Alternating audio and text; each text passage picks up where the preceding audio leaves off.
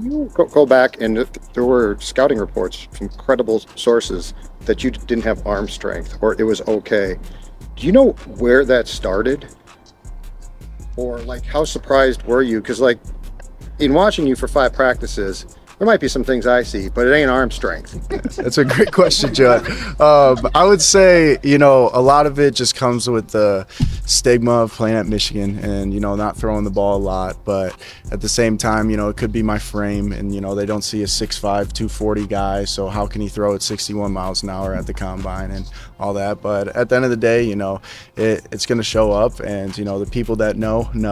And I think it's just, the situations I've been in and maybe, not passing the eye test for some people. JJ McCarthy was classified by some analysts as a quarterback with a weak arm and little athleticism.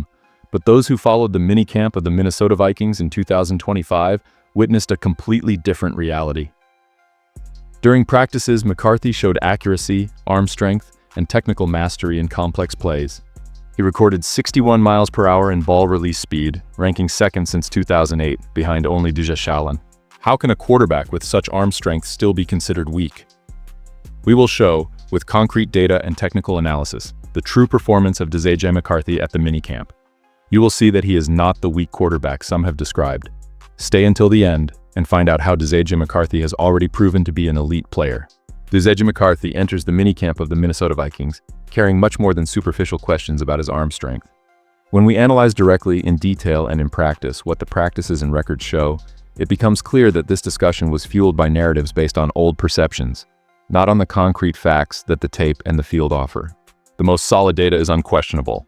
McCarthy recorded 61 miles per hour in the ball release speed measurement at the National Football League Combine. This mark places him as the second fastest quarterback in this category since 2008, behind only Dujashalan. From this number, any claim about lack of arms simply loses technical foundation. But the analysis needs to go beyond an isolated combine data. The film breakdown of the practices at the minicamp reveals a quarterback who shows functional arm strength to operate any offensive concept in the NFL. This includes throws at level 1, 2, and 3, with the ability to generate velocity, touch, and trajectory variation, something fundamental for timing and space-based attacks, exactly the system that Kevin O'Connell implements in Minnesota. In the context of 7-on-7 and 11-on-11 drills, McCarthy executed throws in the heart of the defense with enough zip to beat tight windows between linebackers and safeties, and also demonstrated efficient ball placement on outdigs and comeback routes on lateral passes, which naturally require more torque and platform movement. The ball arrives with speed and clean rotation, as described by safety Josh Medalis. He can put the ball exactly where he wants, with zip, spin, and a firm trajectory. The breakdown of the practices also shows the specific challenges in building the so-called layered throws in mixed coverage situations, especially against shells with two safeties. McCarthy still made arc errors in at least 2 snaps, one of which was intercepted by Byron Murphy Jr. while trying to work a loft pass to the left sideline. However, in the sequence, he adjusted his base, recalibrated the trajectory, and executed the same concept to Dizelenaler with precision, validating the active learning process within the practice itself. In the practices held in early June, McCarthy began to more confidently master the so-called layered passes. In one of the 7-on-7 sessions, he precisely executed a level 3 pass to the right sideline, using a high arc after reading the movement of cornerback Isaiah Rodgers. This play was a direct result of the adaptation process that the quarterback has been conducting with the coaching staff, focused on exploring different angles and release speeds, something that, according to head coach Kevin O'Connell, is a central part of the development plan. The progress in building these layered throws represents not only a mechanical gain, but a leap in the operational intelligence of McCarthy, who begins to combine tactical intentionality with technical variation, something essential to face complex NFL defenses. Technically, McCarthy maintains a compact release with rapid torso acceleration and force transfer from hips to arm. In biomechanical terms, there is no energy loss in the kinetic chain, and this directly reflects in the ball velocity seen on the field. Moreover, his footwork aligns with the system concepts: short base, constant balance, and quick resets inside the pocket, especially under simulated blitz situations, something the defensive Brian Flores frequently offers during practices. Post-snap reading is another element that stands out in the film. McCarthy executed multiple progressions in concepts like dagger, mesh, and sail with good fluidity, anticipating receiver breaks, and mainly keeping his eyes active on the entire field.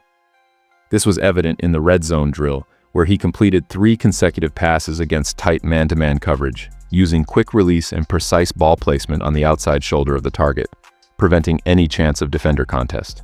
The relevant statistical data from the college period that perfectly translates to what is seen in the Vikings minicamp is his third down conversion rate, 63%, simply the highest among all starting quarterbacks in the Football Bowl subdivision. This reflects not only accuracy, but also efficient cognitive processing in high-pressure situations. And this same pattern was validated during the minicamp, mainly in 3rd and 7 or 3rd and 8-yard simulations, where he maintained consistency in reading and executing concepts. The recurring criticism about not having played in a pass-heavy college system, and therefore supposedly having deficiencies in adapting to the NFL volume, finds no support when observing his performance in current practices. The Vikings coaching staff purposely overloaded McCarthy with an expanded playbook, using pre-snap motion shifts and post-snap route adjustments, forcing him to execute complex reads. He responded by operating with discipline, without excessive hesitation, and with good timing control. Another strategic nuance of the practices was the coaching staff's focus on exposing McCarthy to quick decisions with reduced pocket time. At several moments, he needed to adjust his feet under simulated pressure and make immediate throws, often using only 3 steps in gun concept. This approach, tested in 3rd down and red zone snaps, highlighted his ability to keep mental processing active even with post-snap defensive movement. Quarterbacks coach Josh McCown was seen instructing McCarthy on short base details and torso stability, while Kevin O'Connell reinforced the need to adjust release speed without losing accuracy. McCarthy's response has been mature, with few mental errors and execution within the concept structure. Physically, the quarterback shows no sign of meniscus injury. His movement inside the pocket, as well as lateral movements, rollouts, and resets, are fully functional.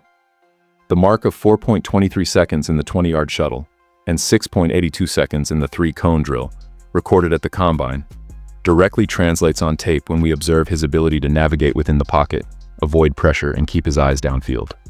The leadership aspect, which although not technical is functional in the quarterback development context, also presents itself objectively. Consistent reports from Harrison Smith, Aaron Jones, Justin Jefferson, and even offensive coordinator Wes Phillips confirm that McCarthy has taken control of the offensive environment since the organized team activities and minicamp. Constant interaction, pre-snap adjustments, and direct communication with the offensive line and receivers reinforce a quarterback operator profile, one who not only executes plays, but also manages the offensive unit as a whole.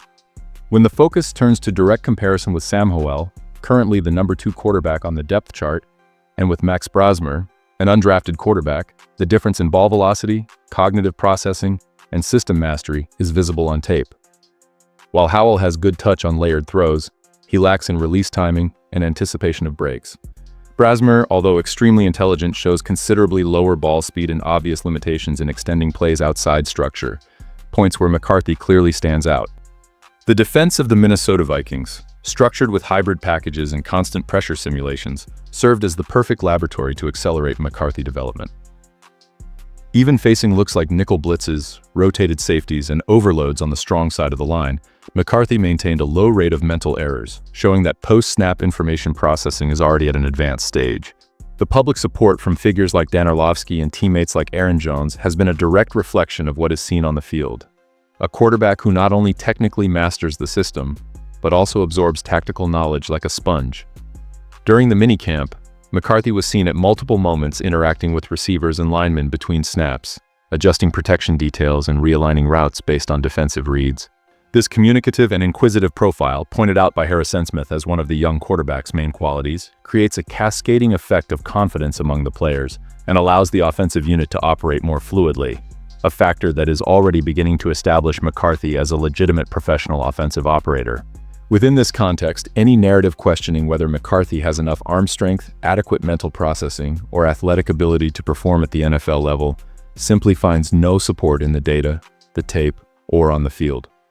What is seen at the Vikings training facility, at every snap, is a quarterback who is no longer developing to become professional. He is already operating with the demands and standards of professional football. Thank you for watching, and see you soon.